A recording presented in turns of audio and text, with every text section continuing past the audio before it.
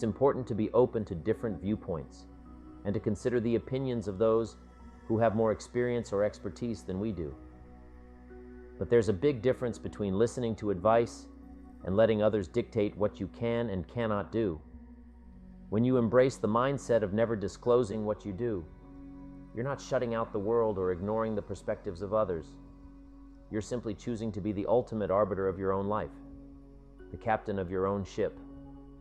You're willing to listen to advice and feedback, but at the end of the day, you're the one who gets to decide which course to chart.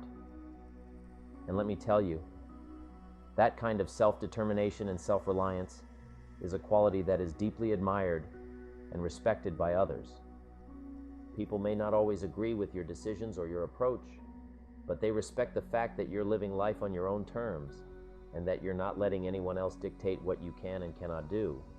But don't just take my word for it. Let me share with you another story that illustrates the power of this mindset.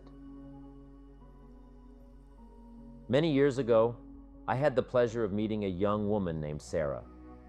Sarah was a talented artist with a passion for painting and a dream of one day having her work displayed in the most prestigious galleries around the world. But everywhere she turned, she faced doubt and criticism from those around her.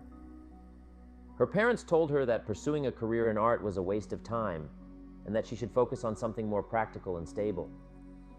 Her friends mocked her lofty ambitions, telling her she'd never make it as an artist and that she should give up on her dreams.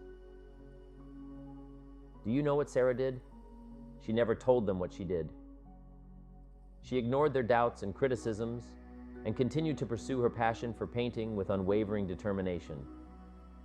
She worked tirelessly day and night, honing her craft and perfecting her skills.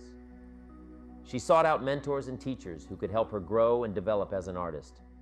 But she never let anyone else dictate what she could and couldn't do with her art. And you know what happened? Against all odds, Sarah's talent and hard work paid off. Her paintings started to gain recognition and acclaim, and before long, she was being invited to showcase her work in some of the most prestigious galleries around the world. And do you know what the best part is?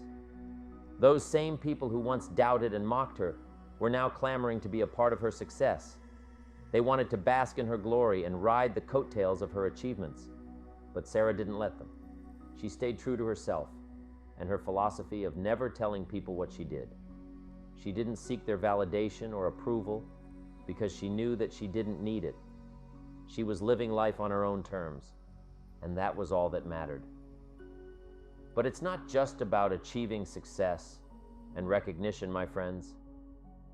The philosophy of never telling people what you do is about so much more than that.